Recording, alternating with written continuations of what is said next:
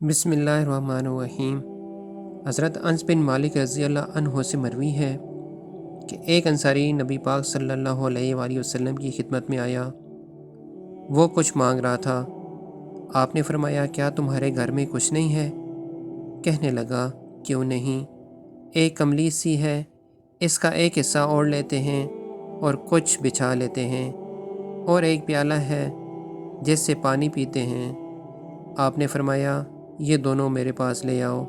چنانچہ وہ لے آیا تو رسول اللہ صلی اللہ علیہ وآلہ وسلم نے انہیں اپنے ہاتھ میں لیا اور فرمایا، کون یہ چیزیں خریدتا ہے؟ ایک شخص نے کہا، میں نے 1 درہم میں لیتا ہوں۔ آپ نے فرمایا، 1 درہم سے زیادہ کون دیتا ہے؟ آپ نے 2 یا 3 بار فرمایا۔ ایک اور شخص نے کہا، میں ان کے 2 درہم دیتا ہوں۔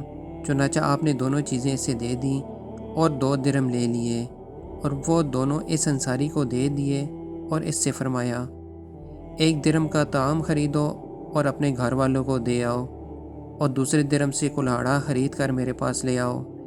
چنانچہ وہ لے آیا تو آپ نے اس میں اپنے دست مبارک سے دستہ ٹھونک دیا اور فرمایا، جاؤ لکڑیاں کاٹو اور بیچو، اور 15 دن تک میں تمہیں نہ دیکھوں۔ چنانچہ وہ شخص چلا گیا، لکڑیاں کاٹتا اور فروخت کرتا رہا۔ پھر آیا اور اسے 10 درہم ملے تھے۔ کچھ کا اس نے کپڑا خریدا اور کچھ سے کھانے پینے کی چیزیں۔